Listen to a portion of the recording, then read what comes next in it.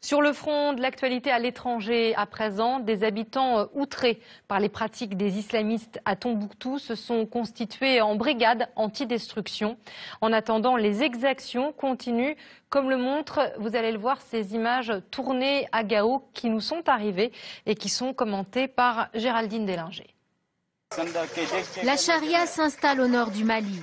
Voici les dernières images qui nous parviennent de cette zone. Cet homme passe devant un juge qui lui demande: est-ce que vous avez une relation sexuelle? Est-ce que vous êtes marié? L'homme opine de la tête. La sanction tombe impitoyable. Depuis plusieurs semaines, la population est sous le joug de ces groupes islamistes rebelles.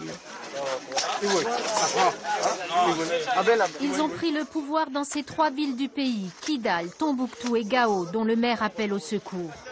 Aujourd'hui, nous demandons une intervention militaire de la France, c'est-à-dire une assistance à notre armée nationale adéquate pour pouvoir combattre ce terrorisme. Sinon, nous deviendrons un deuxième Afghanistan. Voilà un mois que les islamistes s'attaquent à ces mausolées inscrits au patrimoine de l'humanité.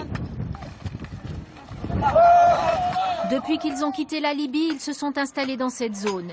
Ils y règnent en maître et tiennent à le faire savoir. Les sanctions de l'ONU n'ont eu pour résultat que d'intensifier les saccages. Alors que faire pour les arrêter? On ne voit pas de spéculation sur une éventuelle intervention militaire dans le nord, notamment pour chasser Acmi ou Ansardine ou le Mujao de Gao, Kidal ou Tombouctou, sachant que ça serait très difficile en termes de faisabilité d'éviter des dégâts collatéraux puisqu'ils sont complètement emmêlés et imbriqués dans la population civile. Le Conseil de sécurité de l'ONU réfléchit à l'envoi d'une force de coalition africaine. 3300 hommes pourraient être déployés.